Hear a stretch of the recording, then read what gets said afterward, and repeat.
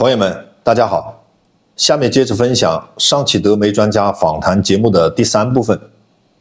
访谈中，专家们谈到，德国车企可能是因为在中国赚的钱太多了，日子过得太舒服了，以至于当中国发出了要发展新能源车的明确信号时，仍然无动于衷，反应迟钝，错过了这个转折点，从而一步落后，步步落后，造成今天的被动局面。我们来看看他们是怎么说的。I just want to actually pull up an interesting video. He's German and he is reviewing 2 cars, a German car, BMW, and a BYD. And this is all over YouTube. Tens of thousands, hundreds of thousands of people are watching this. Mm-hmm. And he's breaking it down in terms of a review. And you can tell, like, the BYD car is really futuristic looking. I can see that already. That's the panoramic. That's so expensive, yes. Yes, and that's pretty expensive for BYD, no? 50,000? But wait for the price of the other one. Oh, 20,000. It's about 30,000 more. So 70,800 euros for people who can't see that. And then you have to do a lot of modifications if you want it to look exactly like the other one. Just the basic price. I mean, now, of course, we're looking at 2 luxury cars, and Chinese luxury cars are also not cheap. The problem is in the price politics the German car makers went. They thought, okay, when we build electric cars, they are more modern. We can have at least the same price as a combustion, or sell it even more expensive. The Chinese don't think that way. They know how much easier and cheaper it is to build an electric car. And so what the German car makers did, and that was also one of the wrong decisions, they wanted to sell, when they went into electronic, they want to sell high-end cars. They don't have much in the mid and below range. And this is where the Chinese are strong now. So we should look at the little ones. The Chinese, they're not very good looking. But this is what the mass of people are buying. And this is what is missing in Europe at the moment, or is missing from Volkswagen. Now Volkswagen all of a sudden said, we will bring out also a mid-range or a lower price electric car.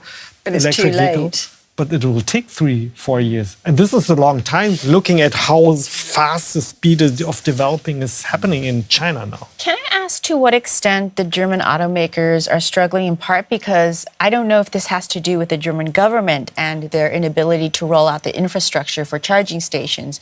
In the United States, especially in the state of California, where I'm from, they've been very, very aggressive, working with Tesla in some cases, or some of the other U.S. automakers actually working with Tesla for sharing the stations and the technology. I'm walking around all over Europe, and I'm just not seeing any charging stations in the same way. Is this also the fault of the German government? It is. It is. But of course, it is because there was politics. The governments only react when the pressure is big enough, and there was no pressure yet. People in Europe, they said, we don't need electric cars, or only very few people. So the big mistake was by the companies themselves. And looking at Volkswagen, it was under Winterkorn, who is now in court at the moment. The diesel scandal in 2015. In his era, Volkswagen put all his efforts in diesel engines. That's what they bet on. Yeah. And they had no alternatives when the diesel scandal came out. Back at that time, Toyota had hybrid, Tesla was coming up, and the Chinese were coming up. Yeah. And now, 9 years later, there's still not a big alternative, because they were battled all on diesel and they had no alternative. What happened? I mean, German innovation used to seem to exist. Everything I'm hearing over the past 30 minutes or so is both the government and the automakers sort of reacting to things and never being ahead of the curve. I'm a little confused about how they lost their sort of game, just on that. One thing you said early on really got me, which is that the Chinese government literally told the German automakers, we are going to go big on EVs. And anyone who knows anything about China knows that if the state decides to do something, it's an authoritarian country, it's going to happen. So did these people who've worked in China, these German companies with a presence in China for 2 decades, just decide to ignore everything they know about China? I mean, I'd love both your thoughts. Yeah, complete miscalculation. I mean, it was not only that the Chinese government said, okay, every 10th car which is sold has to be electric, but also, you all probably also remember, Beijing was overcrowded with cars, and then you only could get a what do you call it? A number plate, a license plate by lottery. Wow. And then they said, and it was hardly, when you wanted to get a license, it was, I think, 1 to 80 or something. So it was hardly possible to get a new license plate, except if you buy an electric car.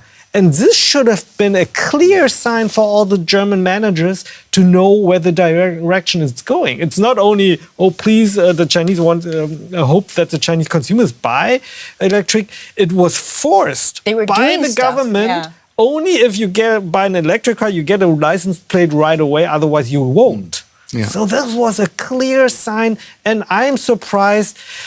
Maybe the problem in Germany is that, or the German car makers, they had a too good time because they made so much money profit in China with combustion engines. Yeah. And they couldn't imagine how fast the development would go and that they would miss this turning point because and to be honest, they're still selling combustion. And it's not that China, whole China is electric now.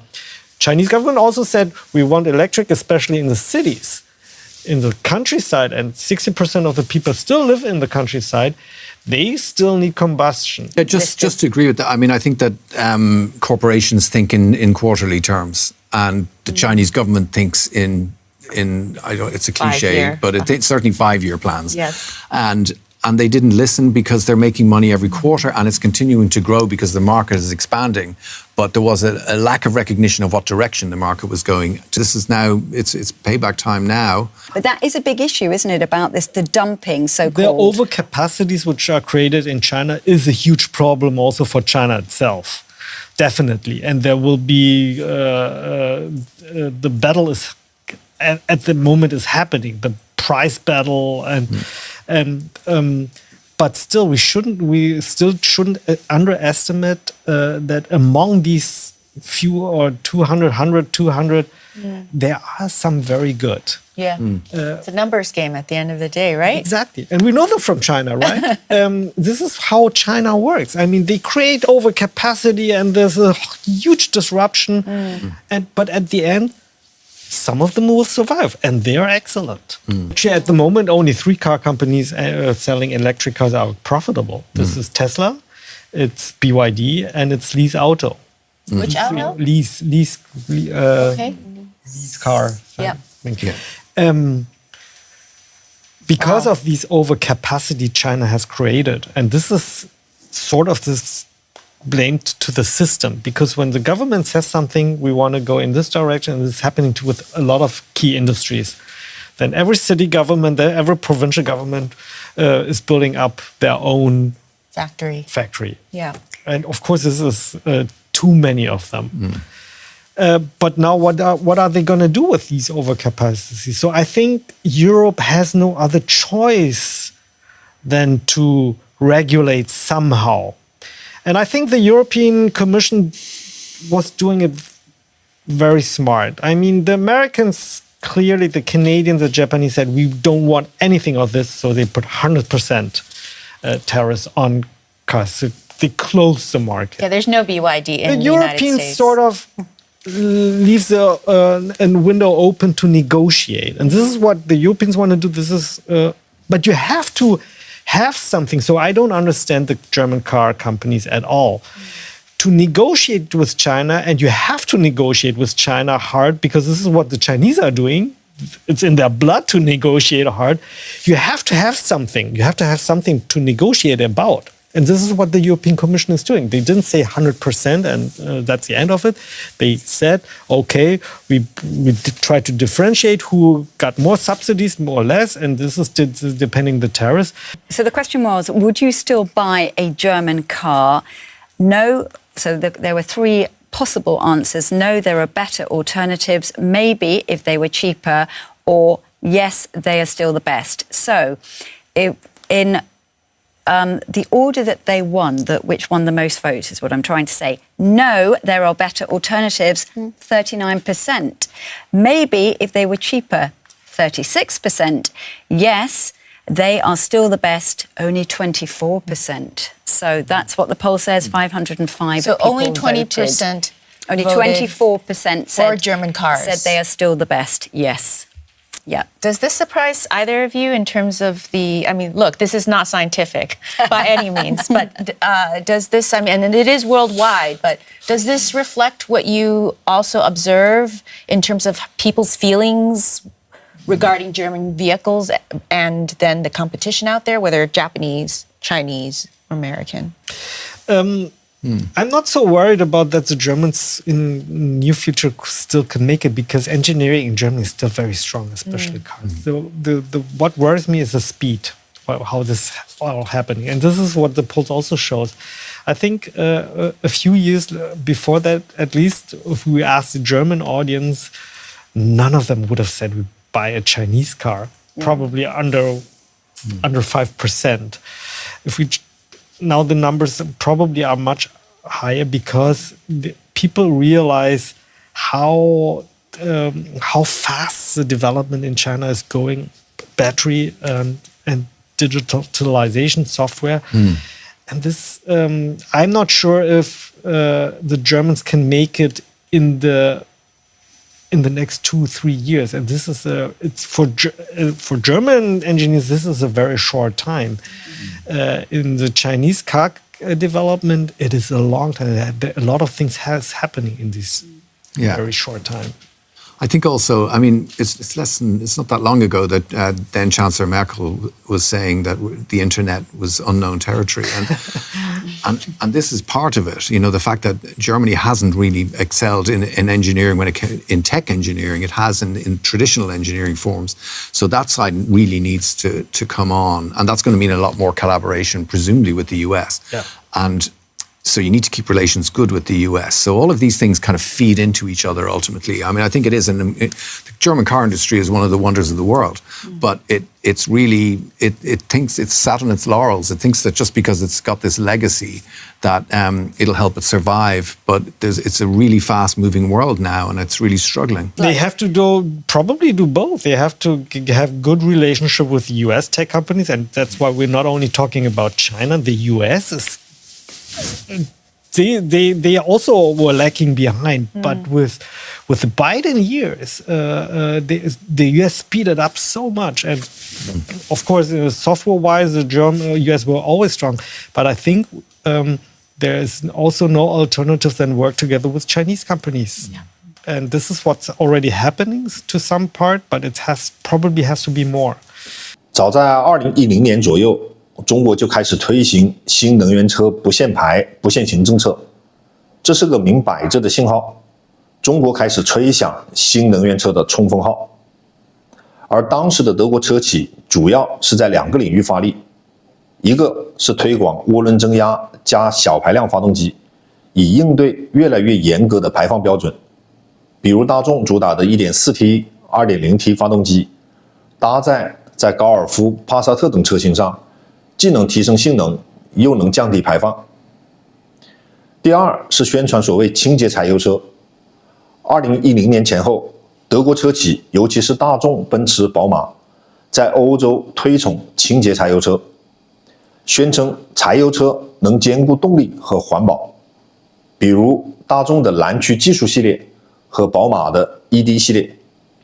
但这条路后来出了个大岔子，就是大众柴油门事件。大众被爆出造假，清洁柴油的光环碎了一地。这件事让德国车企失去了在新能源转型上的宝贵时间。对于中国市场限牌限行政策这个风向标，为什么德国车企看走了眼？专家们说到，德国车企在中国的日子过得太舒服了，以至于反应迟钝。德国车企没有长远的战略眼光，只以季度为单位思考问题。除了这些，我认为还有这么几个原因。第一，德国人太傲慢。